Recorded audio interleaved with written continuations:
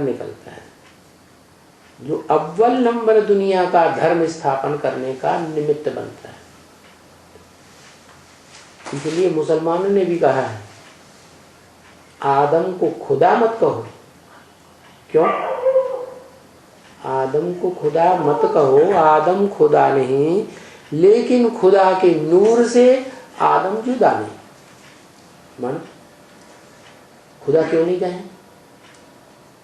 इसलिए नहीं कहें कि खुदा तो बुलाने से नहीं आता। भक्ति मार्ग में 2500 साल बुलाते रहे। द्वापर में द्वैतवादी, द्वापर से जब से दुनिया दो धर्म दो राज्य शुरू हुए, बुलाते रहे। क्या वो बुलाने से आया? नहीं आया। वो अपने आप आता है, खुद आता है, तो उसका नाम खुदा है। और रामकृष्ण वाली आत्माएं या जो देव आत्माएं हैं, उनका तो आवाहन करते हैं तो फटाक से आ जाती। भूत प्रेत आत्माएं हैं, उनका भी आवाहन करते हैं तो आ जाती है कि नहीं? आह्वान करने से आती है ना। देखो ब्रह्मा कुमारियों में, गुलजार दादी में सूक्ष्म शरीरधारी ब्रह्मा की आत्मा को 1 घंटा बैठ करके आह्वान करते हैं ना, तो ब्रह्मा की आत्मा आ जाती है। परंतु ब्रह्मा के तन में जब शिव आते थे तो ब्रह्मा को भी पता ही नहीं लगता था कब आता और कब चला जाता। तो वो खुदा आता है। इसलिए खुदा तो खुदा ही है, उसको बुलाने की तो दरकार ही नहीं है। न मुख से बुलाने की दरकार है, न मन से बुलाने की दरकार है। तो खुदा तो अलग हो गया।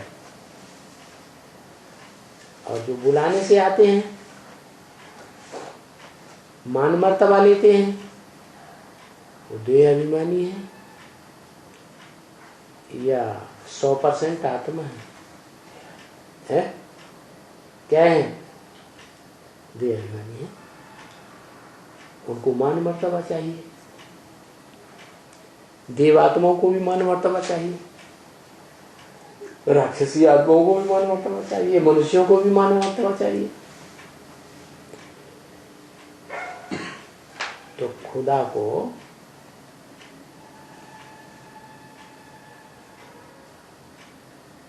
खुदा ही कहना पड़े। आदम खुदा नहीं है, क्योंकि आदम तो इस सृष्टि का पहला आदमी है, मनुष्य है।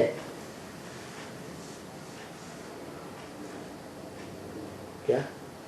उसके लिए तो भारत में भी गाते हैं, पतित पावन आओ। क्या गाते हैं? हे पतित पावन आओ, आ करके हम पतितों को पावन बनाओ। बुलाते हैं ना। तो फिर जो नहीं बुलाते हैं तो वो पति से पावन बनते भी नहीं। देखो कितना अहंकार।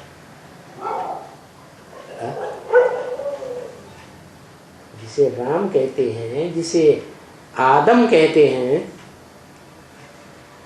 उसमें अहंकार कितना। क्या कोई बुलाओगे तो आऊंगा, नहीं बुलाओगे तो नहीं आऊंगा। चाहे मन से बुलाओ, चाहे वाचा से बुलाओ, चाहे इशारे से बुलाओ, बुलाने से ही आऊंगा। तो वो ऊंची से ऊंची देवात्मा कही जा सकती है। उसको खुदा नहीं कहेंगे। और देवात्मा भी तब तक जब तक उसका पुरुषार्थ बाप समान की स्टेज पर पहुंचने का नहीं होता, तब तक है। जब बाप समान चंकर शिव जैसा ही बन जाता है, तो भक्ति मार्ग में द्वापर युग से सोमनाथ के मंदिर में उसकी पूजा होना शुरू होती है। जहां लाल पत्थर गोल है, आत्माओं के घर की यादगार दिखाते, और उस गोल लाल पत्थर में हीरा जड़ा हुआ था, ज्योतिबिंदु की यादगार, निराकार आत्मा की यादगार। तो उसको याद करते हैं मनुष्य। जो लिंग है पत्थर का, लिंग और उसमें ज्योति स्वरूप आत्मा हीरा।